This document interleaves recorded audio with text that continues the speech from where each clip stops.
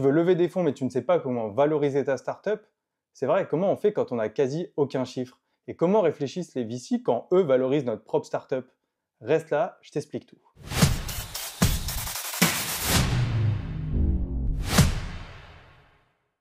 Salut, c'est Kémil, sur cette chaîne je parle startup et venture capital, donc si ces sujets t'intéressent, abonne-toi, c'est parti. Le premier tour de levée de fonds où une valorisation est calculée pour la startup est généralement le tour de seed, voire le tour de série A pour certaines startups, ça va dépendre du business model et de l'avancement de la startup. Avant ça, des mécanismes sont mis en place pour accélérer le processus de levée de fonds et retarder le calcul de la valorisation, et donc la constitution des documents juridiques qui peuvent être assez lourds et prendre beaucoup de temps. Ce qu'on va voir aujourd'hui, c'est comment calculer la valorisation d'une startup qui est en early stage, donc qui n'a quasiment aucun chiffre, qui se base principalement sur des éléments de traction comme les early adopters ou encore les premières ventes réalisées. Parfois même, le MVP vient juste d'être terminé et quasiment aucun produit n'est commercialisé. Alors, la question qu'on peut se poser, c'est est-ce qu'on peut utiliser les méthodes classiques de valorisation d'une entreprise ? Alors, on pourrait essayer de se baser sur les méthodologies utilisées par le private equity et le M&A, la fusion-acquisition, mais en réalité, ces méthodes de calcul se basent énormément sur des éléments tangibles, sur les finances de l'entreprise, chose dont la startup ne dispose pas spécialement en early stage. Alors, je vais vous donner la méthode la plus courante utilisée par les startups pour valoriser leur entreprise au moment de lever des fonds en early stage, mais aussi celle utilisée par les fonds VC et les investisseurs pour que vous puissiez comprendre et anticiper la façon dont ils pensent à l'abord des négociations de la valorisation et que vous ayez toutes les chances de votre côté dans les négos. On va commencer par la méthodologie utilisée par les startups pour valoriser leur propre entreprise. Et pour ça, on va se mettre dans les bottes d'Airbnb et retour en 2009, au moment où Airbnb lève en pré-seed. Donc on est en 2009. Airbnb est très early stage, a depuis peu lancé son MVP sur le marché, réalise 50 000 € de MRR. Ça, c'est l'hypothèse qu'on pose parce qu'à l'époque, les chiffres n'étaient pas connus et publics. Vu que les chiffres ne sont pas encore très significatifs, ils vont se baser sur leurs objectifs de levée de fonds. Il faut donc définir combien de fonds la startup veut lever. À l'époque, Airbnb a levé 600 000 €. Et on va définir un objectif d'equity. Ici, on va supposer qu'Airbnb voulait donner maximum 20% contre ces 600 000 €. Le calcul à faire est assez simple. On va d'abord calculer la valorisation post-money, donc après l'investissement. Et puis, une fois qu'on l'aura, on aura simplement à retirer l'investissement fait pour avoir la valorisation pré-money que Airbnb proposera pour lever ces 600 000 €. Donc, si les investisseurs donnent 600 000 € contre 20% de la startup, ça signifie que ces 600 000 € correspondent à 20% de la valorisation post-money.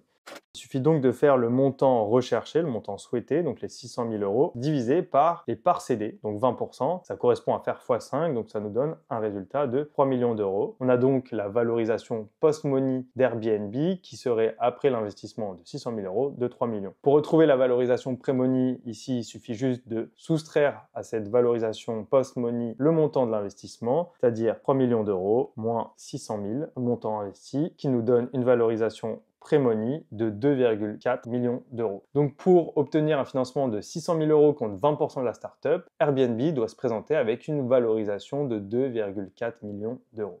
Maintenant, on va voir comment les investisseurs calculent, eux, la valorisation de leur côté et pourquoi il y a souvent des divergences entre la valorisation proposée par la startup et celle demandée par les investisseurs.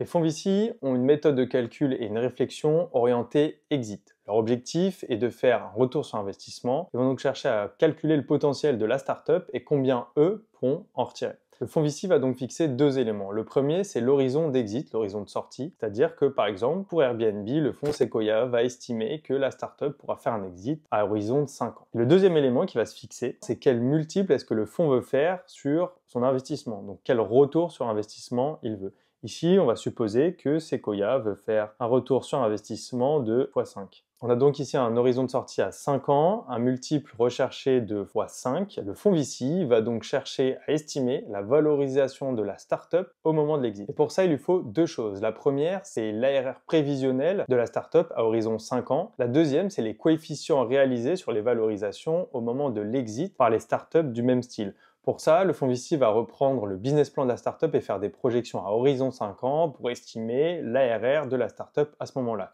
Ici, on va supposer que Airbnb fera x5 dans 5 ans sur son ARR.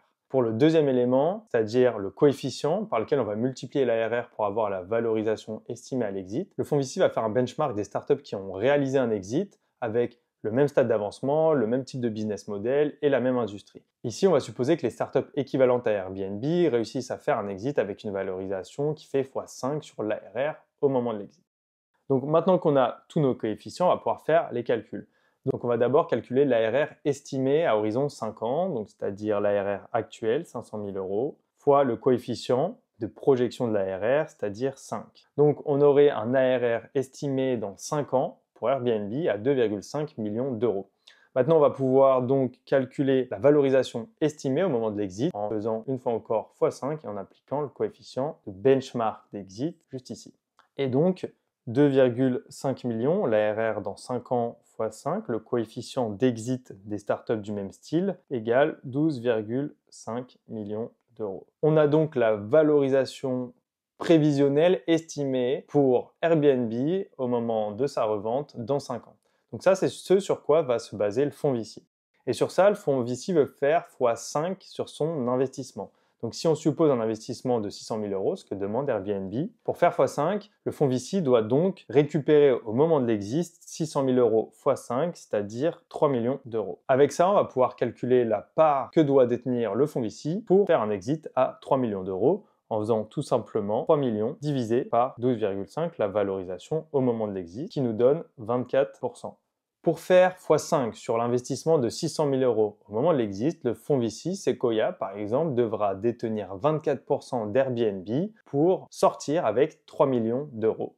Donc si on suppose que les 600 000 euros doivent correspondre à 24% de la startup, on peut maintenant retrouver la valorisation actuelle au moment de la levée de fonds d'Airbnb en faisant le même calcul que pour la méthode startup, à savoir 600 000 euros, le montant investi, divisé par 24%, les parts que doit posséder le fonds VC. Ce qui nous donne donc une valorisation post-money de 2,5 millions d'euros pour Airbnb. Et donc là encore, le même calcul pour retrouver la valorisation pré-money. On retire l'investissement réalisé, donc moins 600 000 euros, donc 2,5 moins 600K, qui nous donne 1,9 million d'euros. On a donc une valorisation pré-money calculée par le fonds VC d'1,9 million d'euros, qui est inférieure à celle calculée par Airbnb. Et on va comparer les résultats des deux méthodes. On va donc comparer les deux méthodes pour voir comment ça se répercute sur la levée de fonds. Donc avec la méthodologie Startup, on avait une valorisation pré-money à 2,5 millions d'euros pour Airbnb, avec évidemment 600 000 euros levés pour 20% de la startup.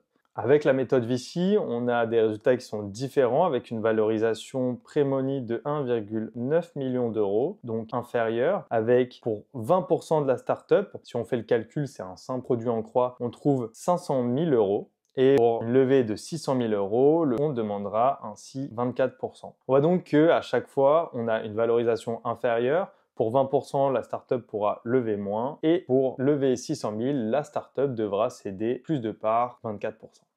Je tiens à préciser que les modèles que je vous présente ici sont volontairement simplifiés pour que ce soit plus simple à présenter et à comprendre. Dans la réalité des choses, c'est un petit peu plus complexe que ça. L'enjeu ici, c'est surtout de comprendre les deux façons de penser, de la startup et de l'investisseur, et pourquoi les valorisations vont être différentes, parce que celles-ci sont directement influencées par les objectifs de chacune des deux parties. Il faut aussi savoir qu'il y a d'autres forces très subjectives qui rentrent en compte, comme la hype de ce type de startup auprès des VC à ce moment-là, ou tout simplement à quel point votre startup est voulue par d'autres fonds VC. C'est la fin de cette vidéo, mais je vous prépare une série d'autres vidéos sur la même thématique, à savoir l'equity story, le calcul de la dilution, pour que vous ayez toutes les clés pour entamer votre process de levée de fonds. En tout cas, si vous en avez appris plus sur la valorisation d'une startup et surtout sur les mindsets qui se cachent derrière ces deux méthodes, je vous laisse mettre un like. Dites-moi en commentaire si vous avez des questions et abonnez-vous pour tout savoir sur l'univers des startups et du venture capital. Je vous dis à bientôt. Ciao.